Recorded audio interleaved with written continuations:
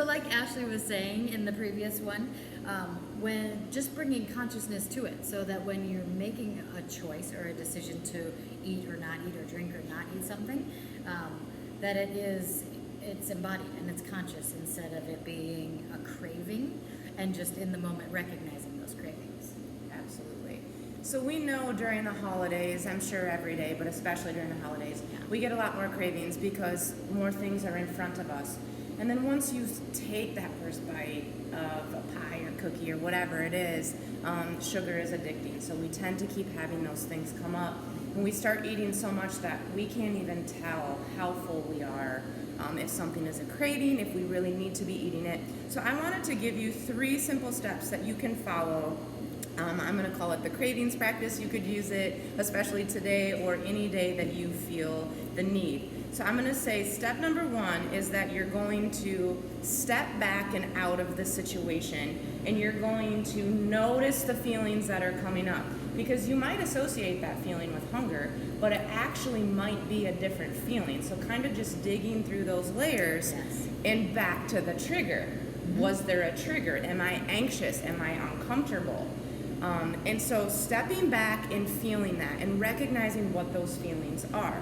You mentioned when we were preparing for this, like, this thing reminds me of grandma, or this is my father's dish, so I'm just going to love it up and eat more of it because it's so good, or remembering. Yeah. That's another one, and too. So just nostalgia in general. So can you connect with those people in a different way other than eating 5 pieces of pumpkin pie or whatever that may be? So once you step back and you actually allow yourself to feel the feelings and kind of dig through those layers of where those are coming from, I want you to observe the feelings and the triggers, which we kind of talked about.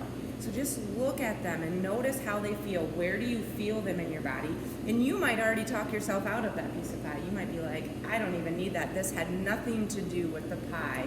Or 3 extra plates. Maybe it's not a sweet tooth. So step back, feel, observe, and then when you're ready, step back into the situation.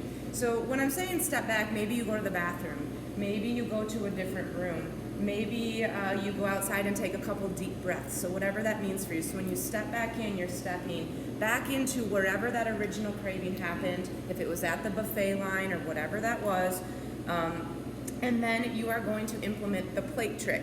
So you're going to have whatever the regular size plate is there, and you're going to do 1 fistful-ish size, just so you can kind of eyeball that, of protein. Then you're going to do 2 fistfuls of veggies, and then when you're done, and if you choose to, 1 small plate of dessert.